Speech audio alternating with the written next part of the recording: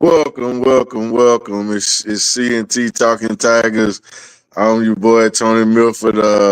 Courtney is gonna be absent for a couple of weeks. He's getting ready for his wedding, so he's helping his wife do the due diligence. And in his place, we have the great Kenard Vernon Stewart as my tag team partner for the night and next couple of weeks. Hopefully, Kenard, how you doing, man? I'm doing great, man. How you guys doing tonight? I'm glad to be able to check in with you all. Um, of course, we want to cover Auburn football on an epic level, and I hope we'll be able to do it tonight. Absolutely, absolutely. That's the goal, man. And first of all, we'd like to thank everybody for joining us live here on YouTube. Uh, and shouts out to Sports E Media for taking us on, man, adding us to their platform and working with us. So shouts out to those guys. And hey, it's a great time to be an Auburn Tiger, man. Hey, right now, hey, we the best thing spoken in the state, baby. Yeah, that's what it's looking like. I mean, you look at Auburn, that a team that hasn't had a winning record for quite some time. Happened to be a ranked team for the first time since 2021, I think. And now things starting to move up for the Tigers, and we want to talk about why that's happening. Absolutely, absolutely. And so, first thing we want to do is let's talk about last Saturday's game against Ball State.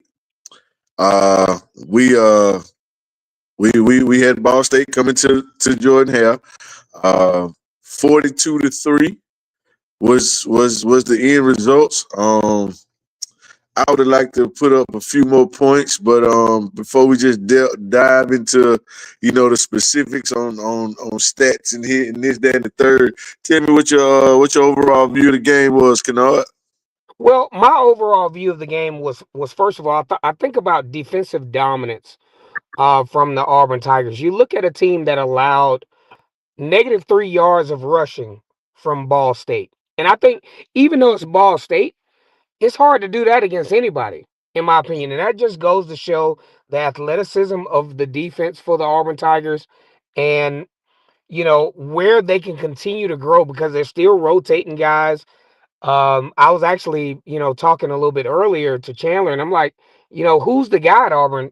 And you have so many different people that on this team that, make plays. Keldrick Falk, obviously the leader of this team, and you talk about a team that only allowed 1.4 yards per play. Ball State punted the ball 10 times in this game. Um, 71 passing yards, 68 total yards on defense. I think the defense for the Auburn Tigers was the key to salvaging. Well, it wasn't so much salvaging, but the defense was the key to making this a dominant football game. Absolutely, Kennard. I couldn't agree with you more. My whole thing was last week when me and Courtney previewed this game. My whole thing was let's just enforce our will. You know what I mean? Impose Oh our yeah. will, and let them know that we are not the same caliber. Uh, and I felt like that. Like you said, 68 total yards for 4 quarters for a Division I football team. With this one Mary Mack School of the Blind. This wasn't this wasn't West Alabama. No disrespect to West Alabama, but this wasn't West Alabama. This wasn't Huntington College Faulkner. This wasn't Jeff State. This was Ball State with scholarship players on a D1 level, and we absolutely dominated them. Yeah, Uh, and I thought the fact that we were able to do this against a team that had a mobile quarterback in Kyle Kelly, you know what I'm saying? Absolutely. Like, I just think when you have a mobile quarterback and you have a defense that usually kind of dummies it down against a menial opponent, and for Auburn to lock in and still be able to not get caught, they got caught off guard once. But after that, it was just pretty, total dominance at that point. So I thought it was really impressive how this Auburn team was so locked in on the defensive side. Man, yeah. Shouts out to DJ Durkin and the coaching staff for honing in during the week and emphasizing, you know, stopping the run. We did a great job of stopping the run against Baylor. We really did a good job against Baylor of stuffing the run, and we held those guys to it might have been 2.7 yards a carry. It was definitely right there at three, way under 4 yards per carry. And then to turn around and have a step down in competition, but not a step down in concentration and focus and execution. That says a lot. That was something that stood out to me, and I was very impressed with the job we did defensively. I still had some things that I wasn't too happy about, and we'll talk about that when we dive into these stats. Uh, like I said, it was 42-3. I would have liked to beat them a little worse than that. I wanted to put a 50-60 ball up on them, but that's okay. Jackson Arnold was super efficient, 24-28, 250 yards, 3 touchdowns. We opened it up a little bit more against Ball State than we did against Baylor, and I feel like that might have been, a plan, a little bit of a plan on offense since, we ran it so dominant against Baylor, and we really leaned on the run. They wanted to, get those offensive guys some touches and some exposure this week, especially in front of the home crowd. Want to show off the weapons, and with that, Cam Coleman had a very Cam Coleman-like day, 7 catches, 77 yards. Uh, the newcomers showed their face because Malcolm Simmons, he caught about 4 balls for 39 yards, I believe, something like that, 29, 39 yards. But it was the newcomers. Eric Singleton Jr., 4 catches, 64 yards. On those 4 catches, he was in the end zone 2 times.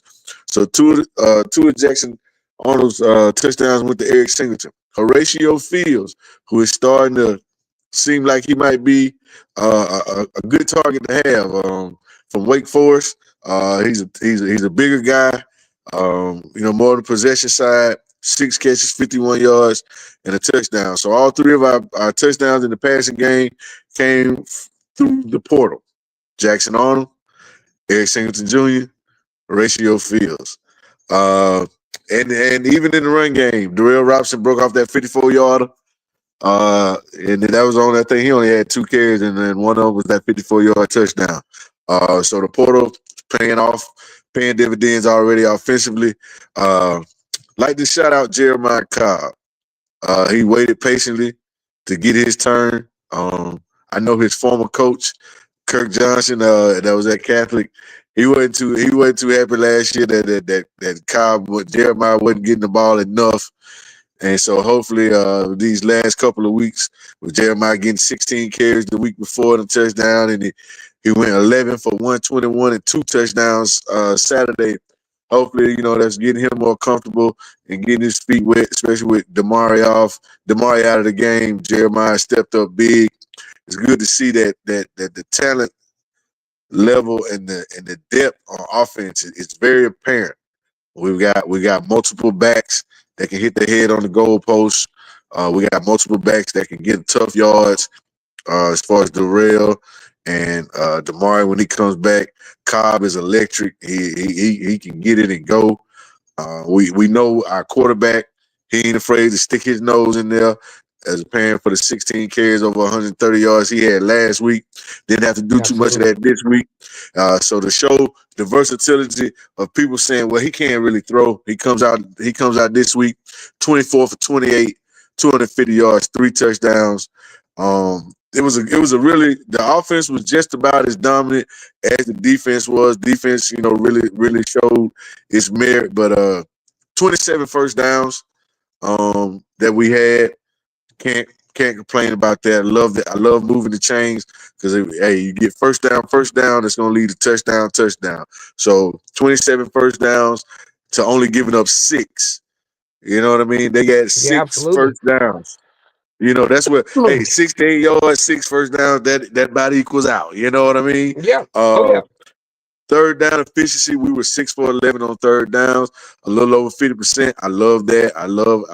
I preached on that the last couple of years. For anybody who watched this show, anybody who pay attention, I'm big on third down conversions on offense and defense. If you can convert the ball on third down offensively, you keep drives alive, sustain drives, keep your defense off the field, keep theirs on the field, and that's going to equate to points. Defensively, you have to get off the field. And that's, in the same breath. That there you go. The defense showing its metal, its merit again. Ball State was 1 for 14 on third down. It doesn't get much better than that. It doesn't Absolutely, get much it better does than not. I have to, give a shout out to, players that, especially from as Auburn has gotten players from the transfer portal. You can't say enough, in my opinion, about Xavier Atkins from LSU, who's transferred to Auburn. He had an absolutely phenomenal game. that. Um, That boy was he was everywhere. all over the place. He That boy had was 5 everywhere. tackles. He had 5 solo tackles. None of his tackles were assisted, and he had 2 sacks. I thought that was absolutely phenomenal. And then you have, I mean, I knew about Sylvester Smith. You know what I mean? I knew about him, but to Kenard, just you get boy. hit Hey, after hey, boy, hit you after cooking hit with gas tonight, after boy. hit after hit. I'm like, man, this guy is just He magnetic and was laying guys out. he was booming them, boy. Every chance he What a got, game by this guy. What a he was game. he was laying lumber all night long, and that's the beauty of Hugh Freeze. Hugh does it. And it was I feel phenomenal. in this day and age, that's how you have to build your team. High school recruiting still has to be the foundation of your team, i.e., Jeremiah Cobb, Cam Coleman, Sylvester Smith, Keldrick Falk. But you have to see where you're lacking, and that's where the portal comes in. Jackson Arnold, Darrell Robinson, Eric Singleton Jr., Ratio Fields, Xavier Atkins. It's Absolutely. a beautiful marriage. Straighter, pleasant. It's a beautiful marriage. You have the high school foundation.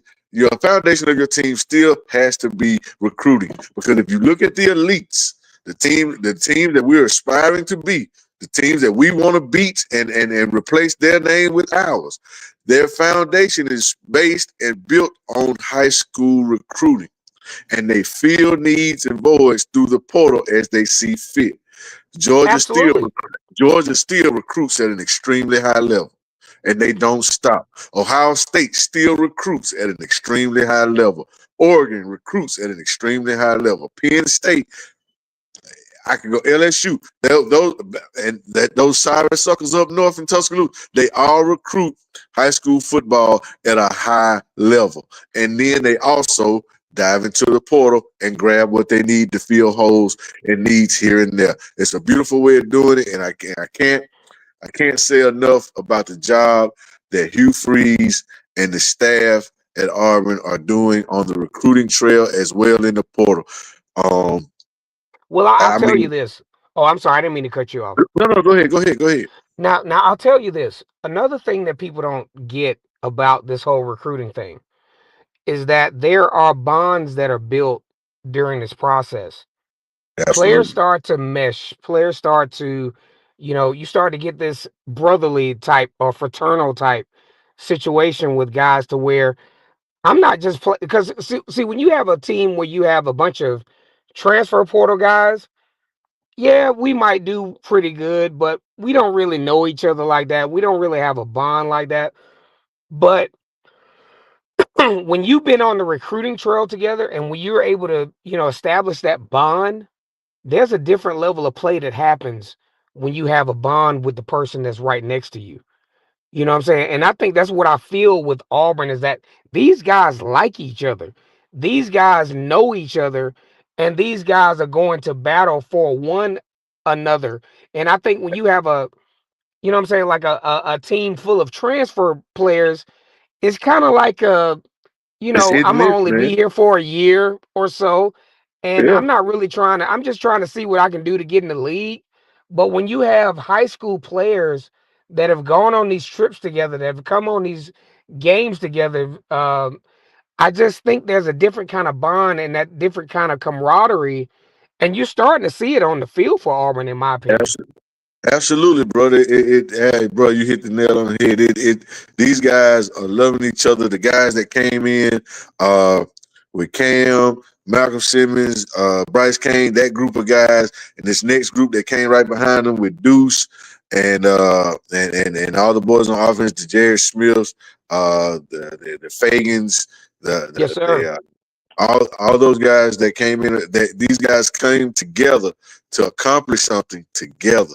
So Yeah. it means more to them. And of course at Auburn, if not the most common thing that you will hear from any recruit, whether it's whether it's a portal recruit, a high school recruit, is the word family. My goodness. Auburn Yes. Auburn gives you the family feel. Coaches treat us like family. It feels like home. It feels like family. So that's where you're absolutely right, Kenard. That's where building those relationships come into effect. And I'll even go this far before we get back into the stats and finish off on this Ball Yes, State sir. game. I'll even say this. It'll also help you in the portal down the line, because you recruit those guys on the high school trail and you put in that work and you build that bond and you build that relationship. They might not choose you coming out of high school. Yes, sir. You hit it, bro. You hit it. They might Yep. not choose you coming out of high school. But that year where they went and it didn't go like them folks told them it was going to go, and they Yes, hit that sir. portal, guess what they thinking about? Man, I'm finna go back down there to Auburn. Yes, sir. And you got a guy that did that. You got Jay Hardy that did it. Came on Uh, back. he, he came back. And now, of course, it was an easy deal because he was with Hugh Freeze at Liberty. Yeah, he But was at at the Liberty, same, yeah. but at the same time, it's the same kind of concept that you're saying that you know every now and then, because even in business, it's like that. I mean, you can recruit somebody, they say no, but every now and then, 10 no's can lead to the biggest yes in your life down the line, if that makes sense. Absolutely, man. Relationships can take you a long way, man. The building of bonds and relationship, that goes in every walk of life, man. Not only on what we're talking about, that can take you a long way. Um, Oh yeah, because man. when people have to make a Absolutely. decision, if they got to choose between this person and another person, and I've got a relationship already established with the one on the left, and everything's about equal. Well, I'm gonna go with who I know. Exactly. People work for people, bro. Dead ass. I Exactly. mean, they work for Just people. like prime example, Courtney was out. We needed somebody to help fill in. We went with somebody we knew, somebody we had built Exactly. a bond, we built a relationship with. Yes, sir. We know how And we the know. funny part about it is we built this relationship like 2 years ago. Yeah, You know what I'm saying? And then he kind of reached back like a couple of weeks ago, and I'm like, yes, absolutely. You know what I'm saying? Because we had some great shows back in the absolutely. a few years ago, and I fell off. I think Courtney kind of fell off, but look, Courtney's a good dude. You're a good dude, man. And I'm like, if I can, hop on and talk about Auburn football with some people that I trust and that I know, hell yeah, I'll figure out some time. I'll make it work. You know what I mean? And we greatly appreciate that, man. We greatly appreciate Yeah, that. And to touch back on, get back on the game. Now there was yeah, only we talked about the 68 yards that we only gave up, the negative yes, three sir. yards record. Beautiful. Now on the flip side of that, we had almost 500 yards total offense, 495 to be exact. That is nothing to bat an eye. That is nothing to bat an eye at. To put up almost 500 yards, exceptional. I was all for that. Uh, we did sack Ball State 6 times. I loved it. I loved it. We got to that quarterback 6 times. What I did not like was we were sacked 5 times. Well, here's my thing on the sacks.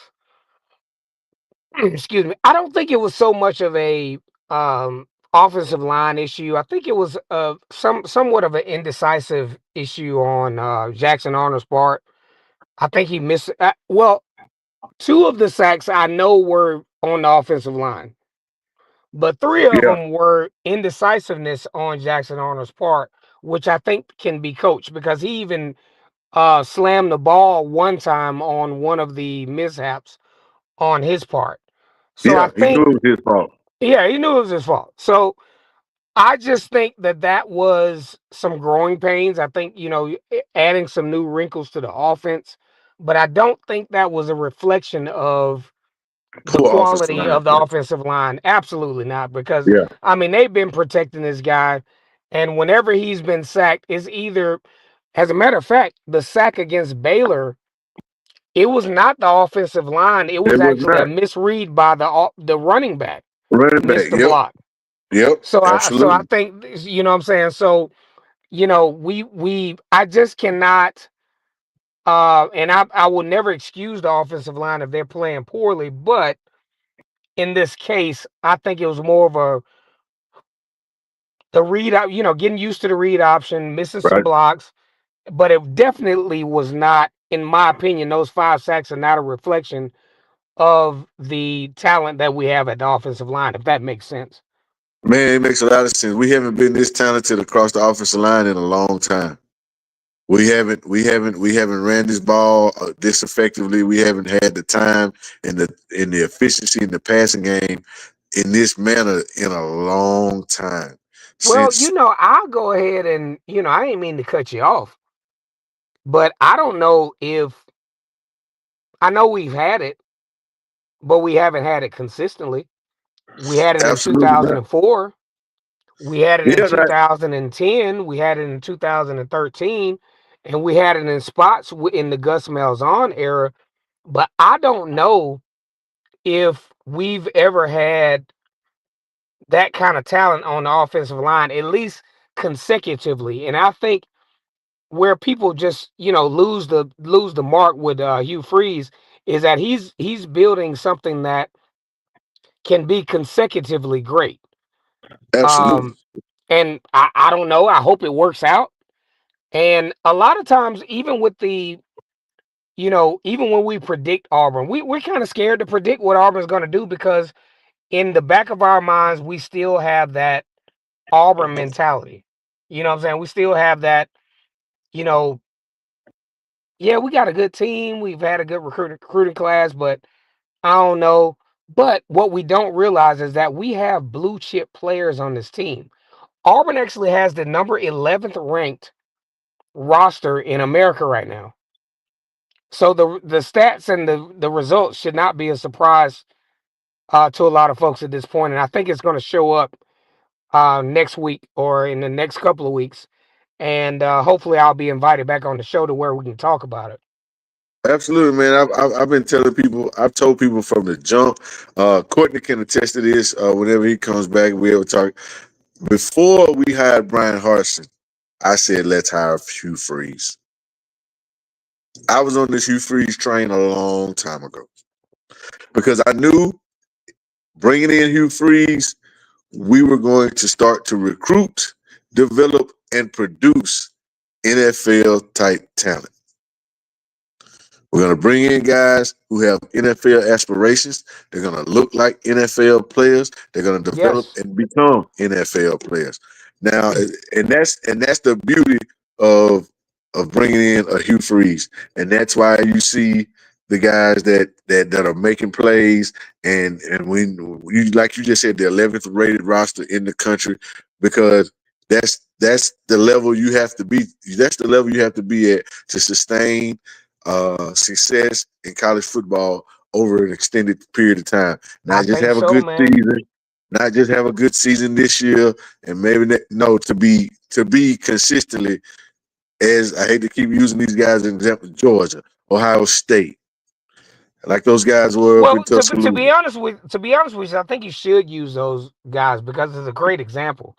Yeah, Not only you do know what they I mean. win, not only do they win at the collegiate level, but I mean, look at the Philadelphia Eagles. All of those guys, a lot of those guys on defense played at Georgia, and they won a And they Super Bowl. You go from absolutely, two, you win two national championships in college, and then you just kind of ease over to the NFL and you team up with a SEC quarterback. And I don't care what anybody says, Yeah, he went to Oklahoma, but he was SEC bred. Jalen Hurts, to win a Super Bowl, and it just translate over to where that thing cycles. Now, I will say this: Auburn has done pretty good in getting players in the league, but I think we've done a disservice to those players over the years because of the losing records, because of maybe the lack of development to where NFL teams have been able to get Auburn players at a steal. But Yeah, now, here's the deal, baby. You're gonna have to play for Auburn. You're gonna have to pay for Auburn players now. You're gonna have to pay for Cam Coleman. You're gonna have to pay for Kendrick the Falk. Keldrick Falk. And damn, you took the words out of my mouth. You're gonna have to pay for him. You're gonna have to pay for so many of these players because they are so talented. And you talk about a team that has gone from just barely making players, barely getting players drafted, to where you got guys that there should not be. I'll say this: there should not be a guy at Auburn that should be drafted in the first 3 rounds that's not. Now you're gonna have your outliers, you know what I'm saying? You're gonna have your outliers because I think Champ Anthony, for example, I think he's gonna be an outlier. He might be a 4th or 5th round pick. He's a great player, but he stays hurt and all this other stuff. Yeah, it But for does. your top tier players, you're gonna have to come up with some money. You're gonna have to come up with some money for Cam. I think you're gonna have to come up with a little money for Jackson Arnold if he stays. Maybe or Yeah, he stays in. Yeah, if he walk. this Oklahoma game will tell me if this guy's gonna be a one and done guy. Yeah, if he If he shows I would. out against Oklahoma, he's gonna Yeah, get ready. it's gonna move on, and you might be seeing Deuce Knight next year. Sooner And than and and, yeah, and it's early to say that, but I think this Oklahoma game will be the litmus test as to whether it could trend towards him being a one and done guy. yeah, because Brent Venables knows how to dial it up. I tell you, boy, he knows how to dial it up. I will also I will say this as far as while we're on the subject of talking about talent and the NFL and what we got here, there shouldn't be for for the foreseeable future. There shouldn't be a first or second round that goes by without Without Auburn guy. multiple Auburn guys' names getting called Yeah. Well, and because here's why, in my opinion. If I cut you off, I'm sorry, but I don't know if you finished your point or not. But one, when you recruit blue chip players the way Auburn has, you talk about a team that has recruited. If in my opinion, if you have a team that's full of 94s and 92s and 93s and all of those guys in that overall rating, those are guys that probably in some sectors could have been a 5-star, maybe, but those are guys that are hungry. You know what I'm saying? Because sometimes you get like those 5-star recruits that have this privilege mentality. But when you want to build your roster on those 92 to those 94, 95 guys, and that's what Auburn has done. And I think that's why you will start to see a surge in draft picks because in the NFL, they want blue collar folks. Just think about it. There's some guys that played for Auburn that went to New England and went to other places that are balling out right now, but they were not the prima donnas. You know what I'm saying? They were blue collar guys. But yeah, Auburn's got a team full of them now. So that's why you'll yeah, probably see that surge. absolutely, yeah. The talent level has the bar has been raised tremendously by Hugh Freeze, and I love it, man. I love it. So let's and so we'll put a bow on Ball State.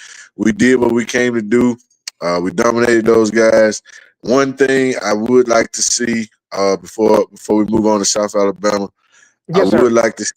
I would like to see those penalties come down some more. We had 9 the first game. We had 8 this past game. The yardage wasn't as much as the Baylor game, but we still had 8 penalties. I still feel like that's a lot, especially Well, against especially against inferior talent. I'd like to see those penalties come down to maybe 4 or 5 a game. You know what I mean, and and try to stay away from the big ones.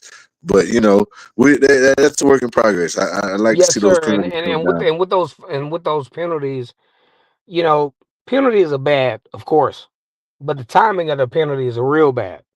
You know what Exactly. I'm saying? So I mean, you don't want to go to Norman, Oklahoma. That's going to be a hard game for Auburn. I don't care what It's nobody going to be a says. tough. That is going to be an Yeah, I mean extremely it's going to tough be game. tough, and I think Auburn has the talent to win the game. But here's the thing: they have to continue to win the turnover battle, win the penalty battle, and also I think Auburn has done better with the special teams. But like you said, with those penalties, you know, we really rocked the boat with Baylor as Baylor had untimely penalties, and that cost them against Auburn. We don't need that to happen for Auburn and Norman, or even this week against South Alabama, as we caveat to that game, which I think is a more talented team than Baylor, Ball State, actually. Oh, absolutely, absolutely. We're gonna have our hands full with South Alabama. So yeah, that's a beautiful transition. Let's transition into this South Alabama game. So coming up from Mobile, coming up 65. I think it's an 11:30, 11:45 kickoff. Uh, I don't think it's an 11 o'clock kickoff, I think but it's looking at the time here, and I absolutely didn't mean to cut you off. I'm sorry. no, you're good. You're good. It's 11:45 game. Okay, I thought so. I thought so. Okay, so yeah, coming up 65. 11:45 game. Everybody else sleep downtown Montgomery at the Renaissance and at the, and at the Embassy Suites as normal. South Alabama is coming to the Tigers Den, coming to Jordan Hare. Of course, our crowd, we can always count on the home. We can always count on the home crowd, man. Whether it's an 11 o'clock kickoff, 2:30 kickoff, 6 o'clock kickoff, 7 o'clock kickoff, and even we all stayed up late a couple of years ago for a 10 o'clock kickoff out there at Cal. Auburn fans will be in the building in attendance, so I don't doubt that at all. So I'm not worried about that. But you got a South Alabama team that coming up 1-1. Uh, they beat Morgan State with no, that's nothing. Um, but they held their own with Tulane. Now, not saying that Tulane's a word, but Tulane's a pretty good program. They have a pretty good team, and I was impressed with what South Alabama did against against Tulane. And to talk about some of those guys, some of those standouts, we'll start with the quarterback, Bishop Davenport. He's got 4 touchdowns on the season after 2 games, and he hadn't turned it over yet.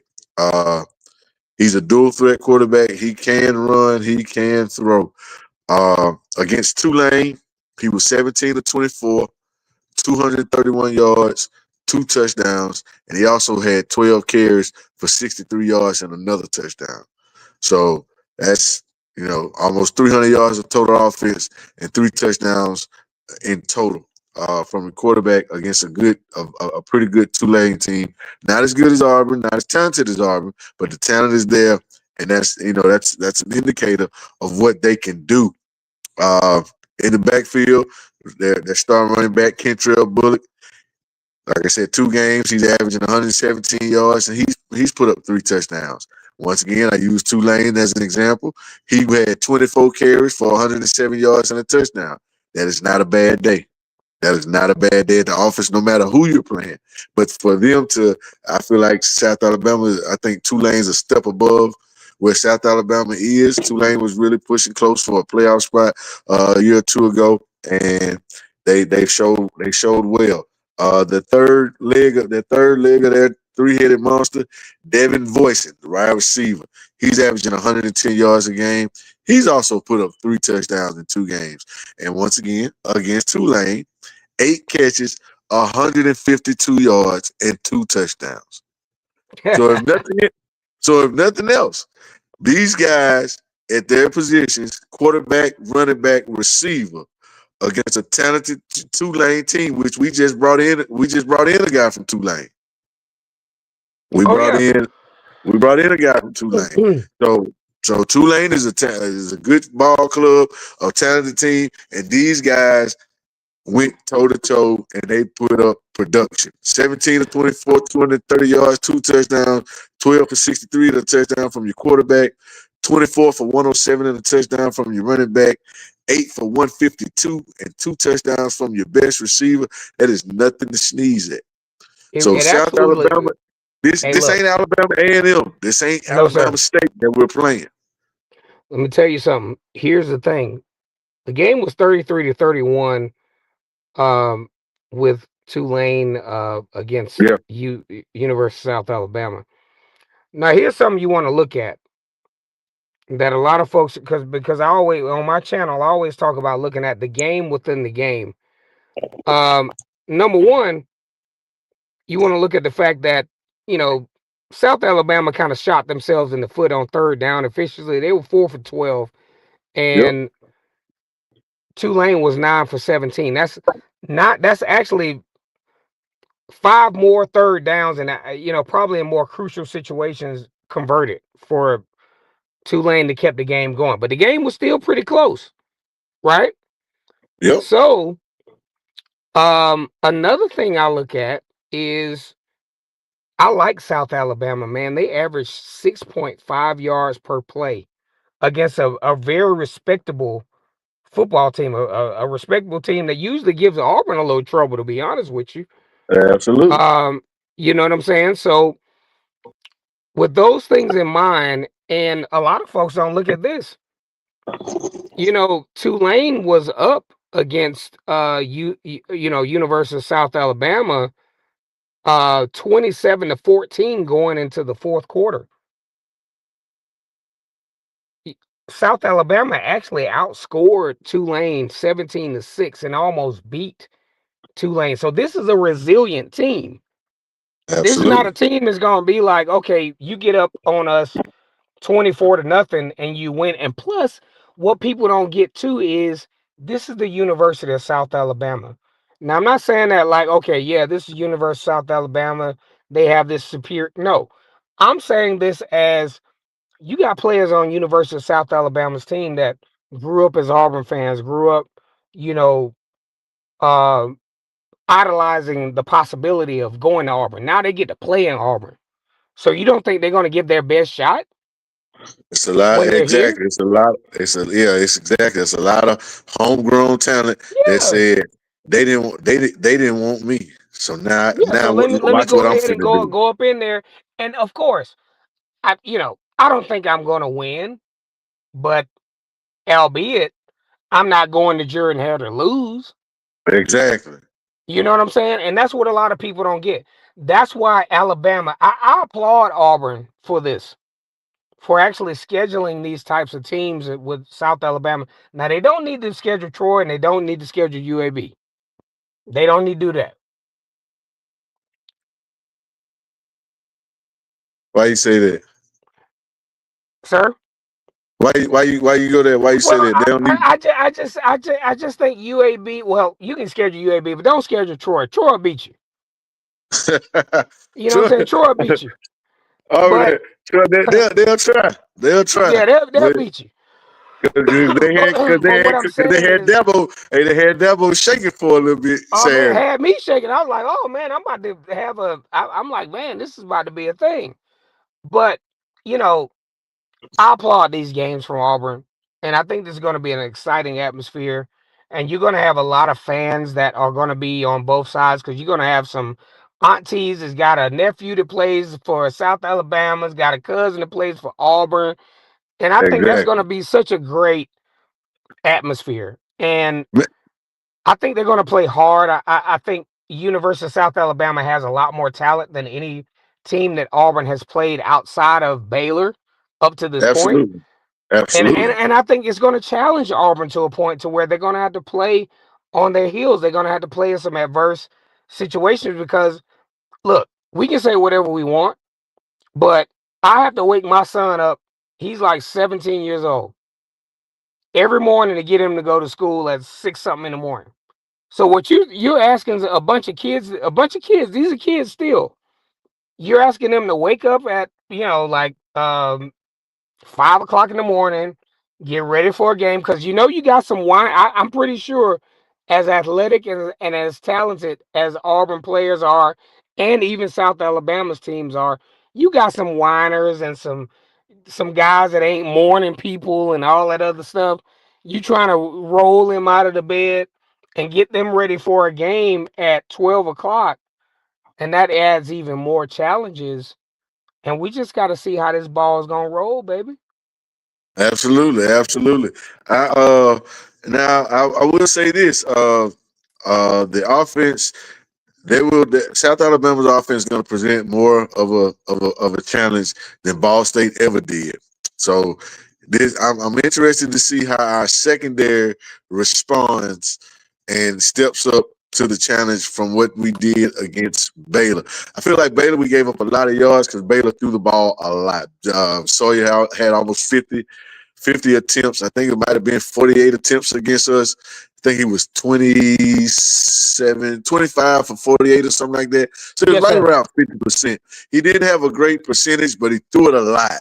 And so he had a lot of big plays too. So yeah, and he had a lot of big plays. So it led to a high volume of yards. So I don't want people to but mistake.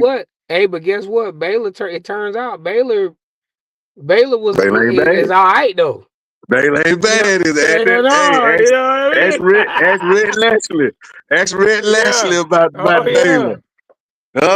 So turned out Baylor might not have been that bad. Auburn might just be that good. You know what I'm saying? So I'm good with that now.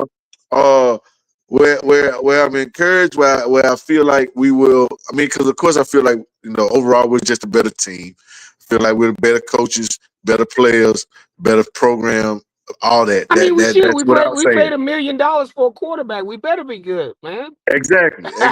So I'm all for that. Their offense is going to present us with some challenges. They're not going to be. They're not just going to roll over and I don't see us holding them to 68 yards like we did Ball State. But I'm gonna tell you, bro, if we do, boy, if we do, boy, because if look, we do. I've been watching South Alabama, and they will get you off balance. You don't score 31 points against a respectable, power, whatever you want to call it. Now they changed the name so much. Yeah. But man, if we do hold them, I'll say this: I ain't gonna hold you. We ain't gonna hold them to 68. No, that ain't gonna happen. But if we can hold them by 150, you know what Boy, I I'm was just saying? gonna say, if we can keep them to 200 and less. Yeah. Boy, if we Me and you got to do a impromptu video on Monday to talk about it. look, if we can hold these boys to 200 yards or less with the numbers that these guys went toe to toe with Tulane, you got a back going for 117 and 3 touchdowns over 2 years. You got a quarterback who's thrown 4 touchdowns, had turned it over. You got a receiver who's going over 100 yards every game. He's got multiple touchdowns in the game. The running back. But defensively, this is where their defense against our offense, we should have a substantial advantage because in 2 games they produced 4 sacks total. They've turned the ball over 1 time. They got 1 interception on defense, and they played Morgan State. They should have had 4. They should have had 4 sacks and 2 picks just against Morgan State alone. So without that, here's the thing: you give, you give Auburn some opportunities at the line of scrimmage with, pass protection and the running back being able to run the football. I think Auburn has done a great job of running the football, whether it's the quarterback or the run pass option or Eric Singleton with his antics. I don't even know how to describe, but you get that. That's what things out of balance for South Alabama. Now, do I think they're gonna, do some good things? Yes, I think they will. I think they might even score a touchdown. Maybe. defense is just so good. This defense, it seems to really predicate on, look, I want you to score, period. Yeah, I feel like South Alabama they're gonna get they should be able to maybe put it in the end zone maybe once, hopefully not more than that. Like I said, they're gonna present some challenges, but it's gonna present it's an opportunity for us to show what we're really made of on the defensive side of the ball also. So I'm looking forward to the challenge on that. Oh man, I think we lost Kenard. It's all right. That's all right. I think we lost Kenard. No problem. No problem. Hopefully he'll be able to tap back in with us. Um, but yeah, like I said, this is an opportunity for our secondary, our pass rush, our run defense to flex its muscle again. Because this, like I said, it's a formidable opponent. Um, they've shown they're capable of putting up yards and points. Their Kennard's back with us.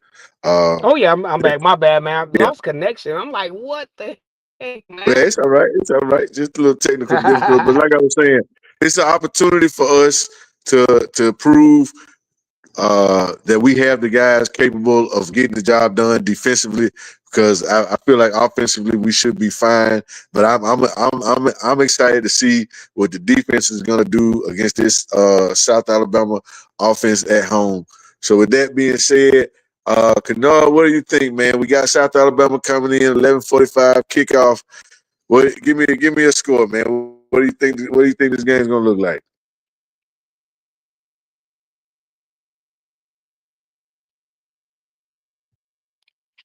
Absolutely, absolutely. Kennard might be. We're gonna give him a minute to get back right. So, but with me, I'll go ahead and say this. Of course, I feel like Auburn's gonna win. Um, I think Auburn has a chance to win every game on the schedule. Yes, sir. I think I went. Yeah, I think I went so far as to saying that last week. I went down the list because the last couple of years, we've had opportunities against the Alabamas, the Georgias, to win those games. We were just lacking a few pieces here and there to get the job done, and I think we found those pieces, especially at the quarterback position, to make the difference to get those games done. But as far as this game go, I like our chances. Um, I like our offense, so I'm gonna go 38-10 Auburn because we got a big game against Norman next week. So I feel like when we get a big lead, we might just, dumb it down and run it out. And so I think South Alabama probably get in the end zone and might get in scoring position again. But I don't think our defense will let them have too much fun. So I'm gonna go 38-10 Auburn, man, at home and another big win on the plains. We'll be 3-0. I done wore this shirt for the we didn't did a couple shows. This shirt, hey, this is the shirt. As long as we win, every time we come on, I'm gonna have this shirt on till we lose. So let's rock with it, baby. 38-10 Auburn. What you think, Kenard? Man, I'm gonna tell you something. I like Auburn. I like Auburn's team. I like Auburn's talent. I like Auburn's quarterback. As a matter of fact, I like Auburn as a team to where there are certain things that probably wouldn't have happened if we had Jackson Arnold as a quarterback last year, Absolutely. going against Alabama, for example. Why the heck did we have Jerquez Hunter throwing a halfback pass against Alabama when we had a chance to win? Well, the reason why we did it because we ain't have what we needed to have from a And quarterback quarterback. standpoint. I actually like Peyton Thorne. I like he was very brave. I think he did a lot of great things, but we got a quarterback now, and with this particular game, I think we got a situation where against a South Alabama team that we would normally struggle against. Normally, I would pick this game to be like a 28-14 game, but no, man, I got to give them 45-7. I don't even think this defense don't want South Alabama to have nothing, and this offense is going to be very tenacious in this game. So that's what I got: 45-7. Auburn wins against South Alabama and gets the steamroll into Oklahoma and give a challenge in their first SEC matchup. Man, I like it. I like it. I actually love it. I love it. I went 38-10. You went 45-7. Sounds, but we about on the same page. So we both expecting big things from the offense, and we're expecting a dominant performance by the defense. Um, So with that being said, man, we look forward to Saturday, 11:45 kickoff on the Plains. If I'm not mistaken, Courtney said they're going with the Stormtrooper look this week, so I think they're Hello? wearing all white. I'm not a big fan of wearing white at home. Only team I like to see wearing white at home is the Cowboys.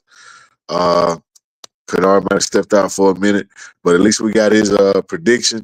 It's gonna be a whiteout on Jordan Hare. So if you're at the game coming in with Auburn, put your white on and let's blind this South USA that we coming in with that red, white, and blue. The Jaguars, I do believe they are.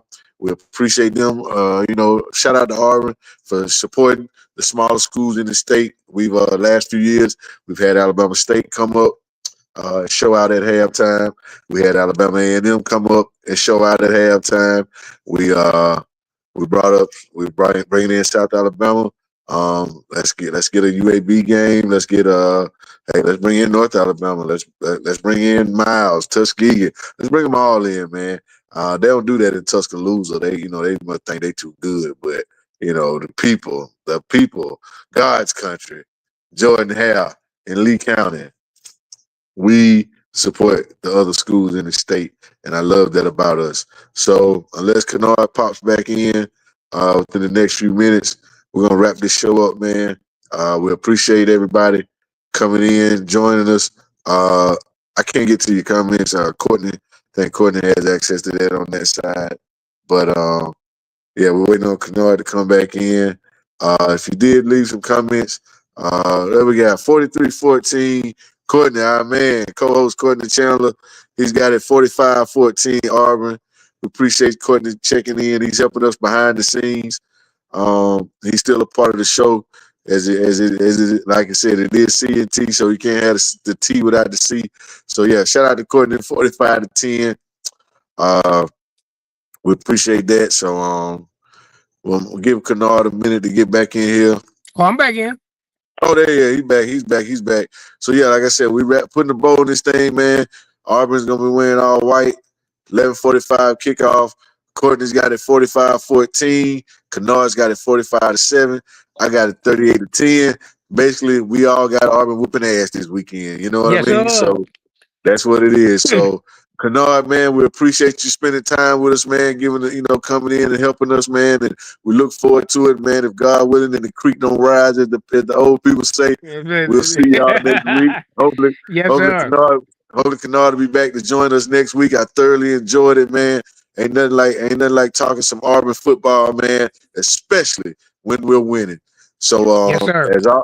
as always, man, Kenard, you got anything to say before we go?